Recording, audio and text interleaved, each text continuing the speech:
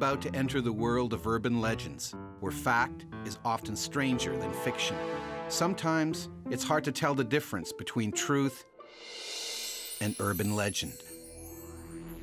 You've found yourself in the land of urban legends.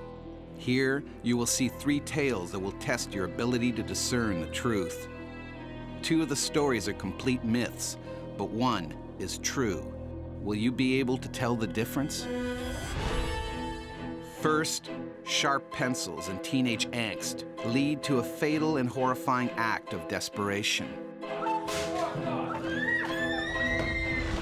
Then, a medical emergency. A woman is literally turned inside out by a high-powered vacuum toilet. And a stag night turns deadly. It's a show that literally takes the groom's breath away.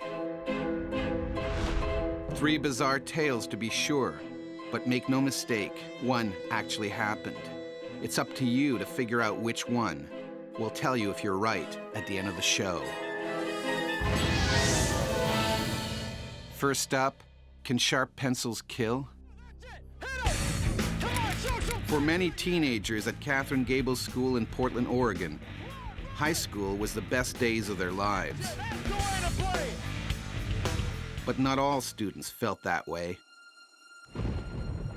Alex Forbes' school days were filled with academic highs, but no one knew about his emotional lows.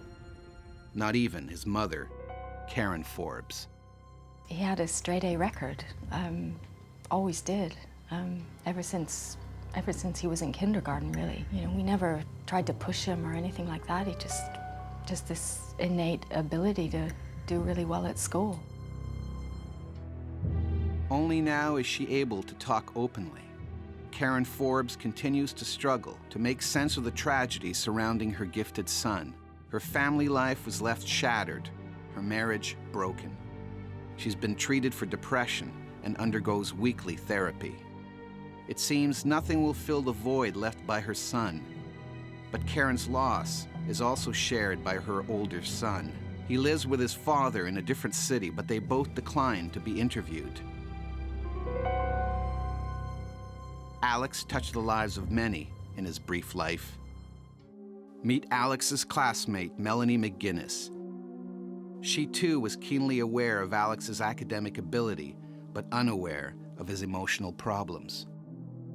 You know, he was a science whiz. He could do everything, you know, chemistry, biology, physics, and he'd finish all his homework and, you know, projects in half the time as everyone else did. And then he'd sit there and help me with mine. Alex, I don't understand the mechanism of phototropism.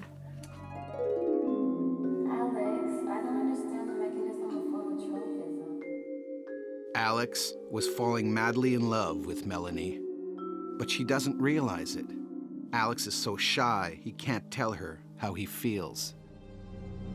You know, we were kind of close. But not close enough for Alex. Unable to attract Melanie with anything more than his mind, Alex is frustrated and forlorn, and it becomes more and more difficult for him to hide his emotions. In the days leading up to an exam, he's unable to focus, and for someone so bright, he is strangely concerned about the big test. Before that particular exam, he spent hours and hours alone in his room. You know, I asked him if he was worried about that particular test or anything, and he was just like, oh, I just want to do really well on it. And I was like, great, okay. The day of the test arrives. Those close to Alex are about to witness just how troubled he is. Meet exam monitor Dave Edlins. I'll never forget that day. This is a very important exam. I oversaw the test.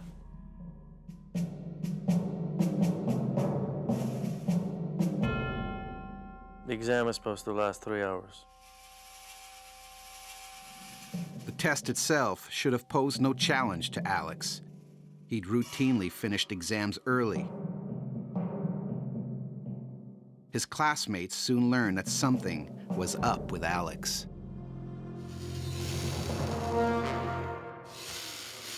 He was sitting there sharpening all these pencils. There was shavings, all over his desk and all over the floor, and they were everywhere. Alex's fixation with Melanie and pencil sharpening catches the attention of others in the class. Some were looking over at him because of the noise he was making with the pencils. And I noticed he was looking at the McGinnis girl.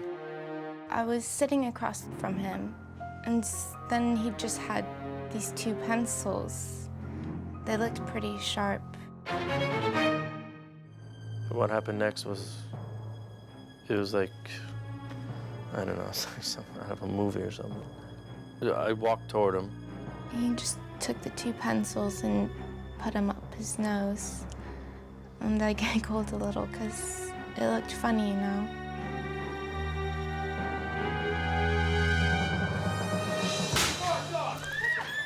There was this horrible thudding noise. It was horrible. It was just really horrible. Screaming, and everybody was in chaos. The pencils had been driven into Alex's brain. He died instantly.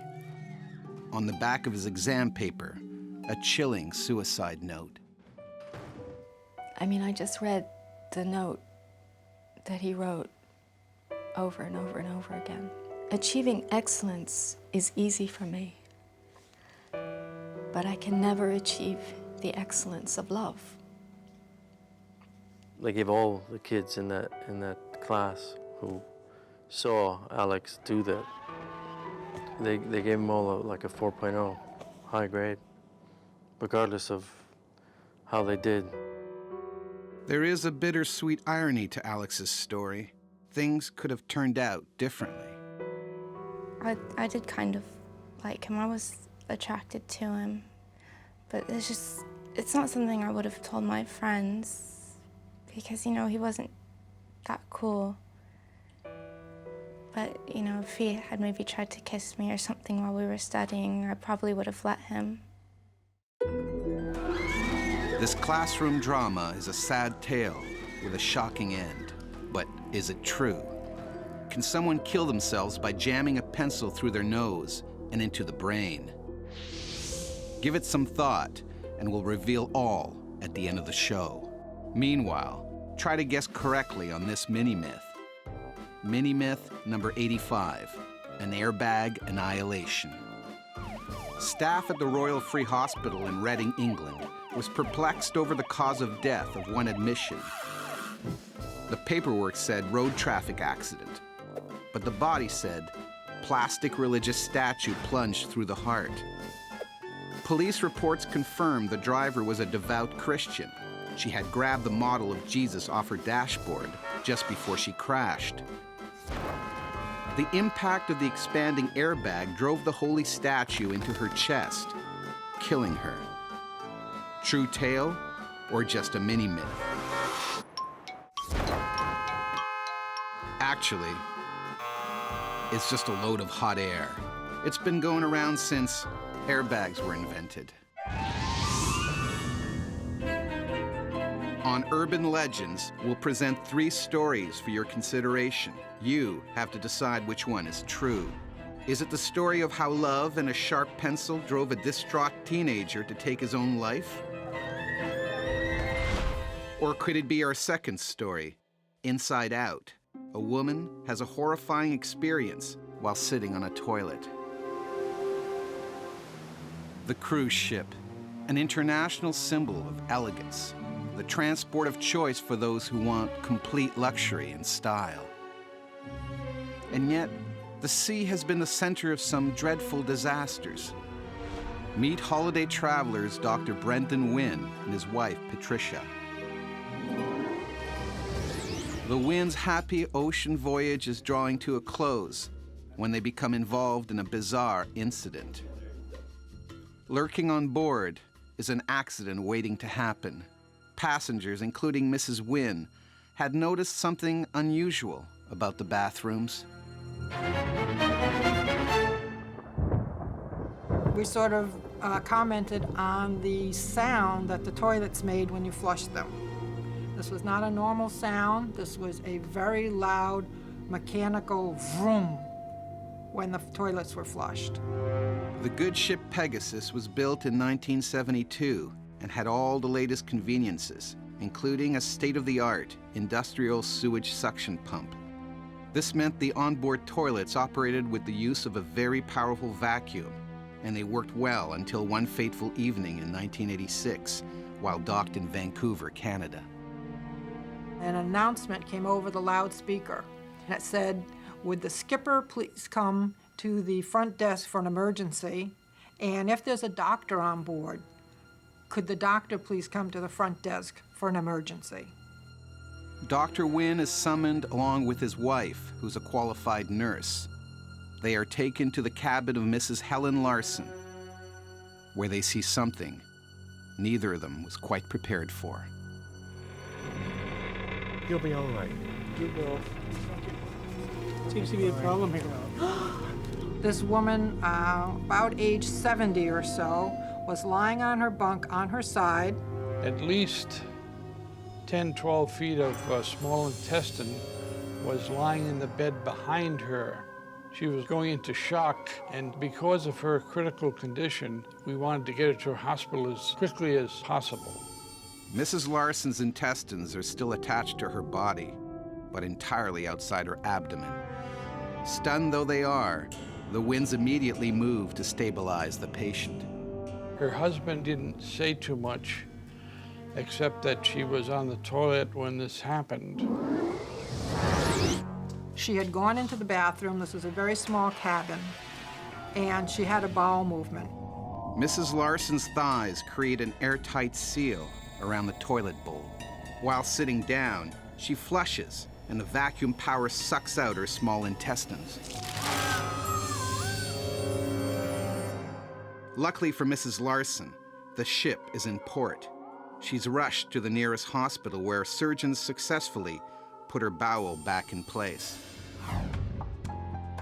It's an amazing, gut-wrenching story that makes you queasy just thinking about it. But is it true?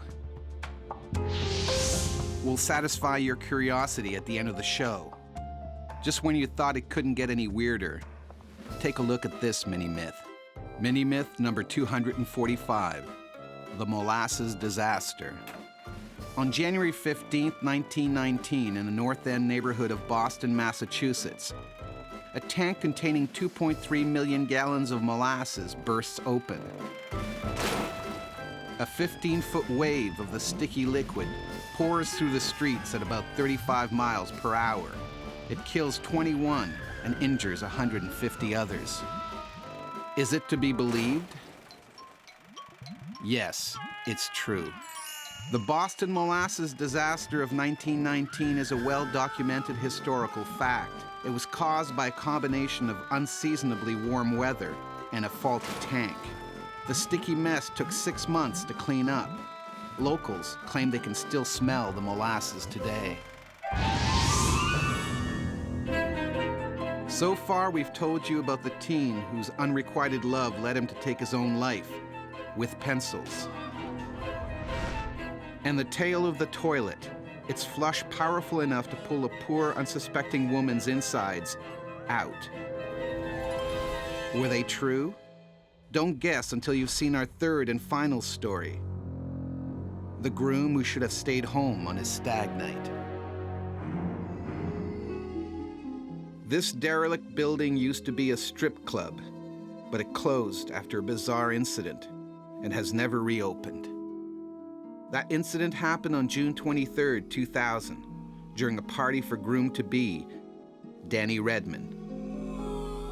Meet Karen Richardson. Danny had proposed to her on a holiday. He got down on one knee, he did it all traditional. It was really romantic. But before the ceremony, Danny's best man organizes a stag party that is going to be a night to remember. Meet David Hampson. Well, we've got a big group of the lads together. Meet up on Broad Street at 6. Go for a load of lagers, then a massive curry, then some more lagers, then pile into a lap dancing club. I did have some reservations about it, to be honest, but I trusted David not to go overboard, and I trusted Danny, you know. I didn't think he'd do anything stupid. Stupidity may have played a part, but one exotic dancer has a huge role in the tragic event. Her name is Laura Jones, aka Roxana. She declined to be interviewed for the program, but a fellow dancer and eyewitness to the event agreed to speak. Meet Lisa Marie Billington. There was me and Ali, who danced as Divine, Michelle, who was Destiny, and Laura, who was Roxana. She just had the biggest implants I'd ever seen. Dressed as a bride for the Stag, the amply endowed Roxana turns her attention to the groom-to-be. It was always mental. She comes in like wearing, because it was a stag do, she dresses up as like a dirty bride. She said, oh, as it's your special day, I'll give you a treat. So she takes these handcuffs that she had from when she dressed up as a policewoman, and she cuffs his hands behind the chair. She cuffed his hands to the back of the seat and starts like grinding on him.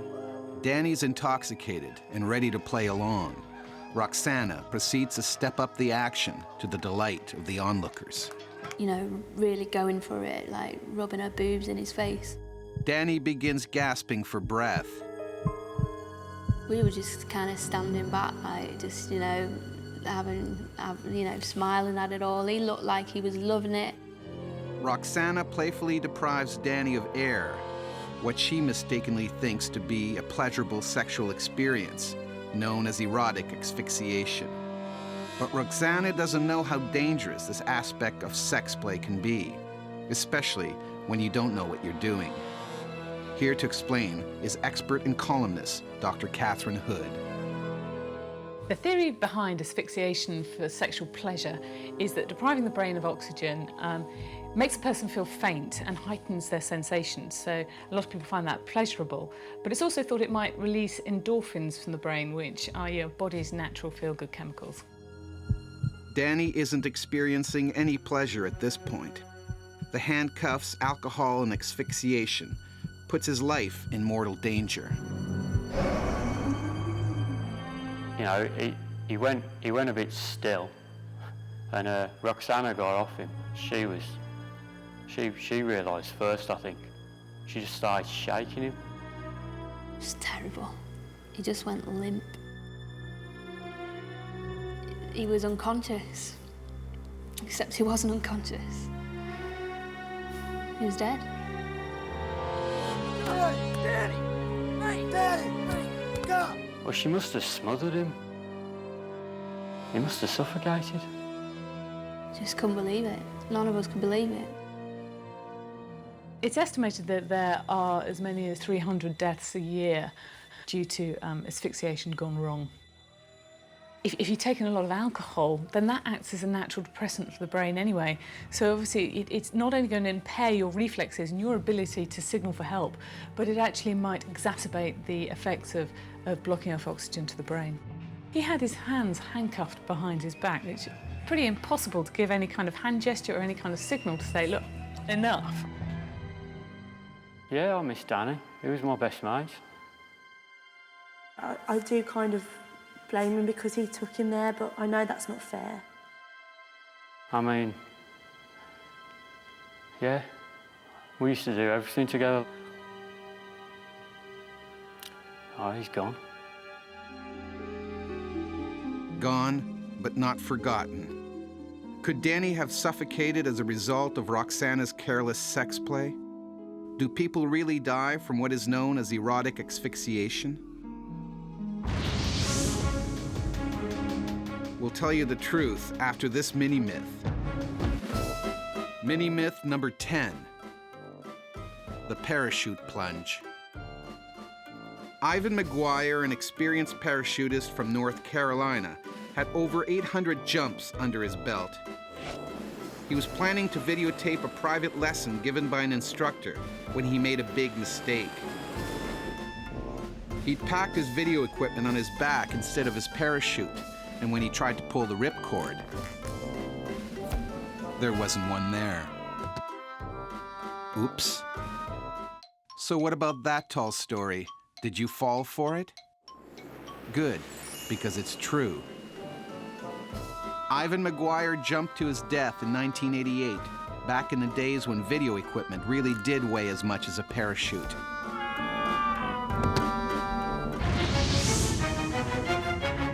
It's time to tell you which one of her 3 stories is true. Is it the lovesick teenager, dead as a result of sharp pencils piercing his brain? Well, we all know that putting anything up your nose is dangerous, but in this case, the story is completely false. It never happened, but it is a well-worn urban legend, the result of a very dark imagination. People have tried it before, but despite being extremely dangerous, no one has ever died. But please don't try it. Is it the story of the stripper who suffocated the bridegroom? No, this story is false. It was first reported in January 2002 in the tabloid press, and it spread quickly.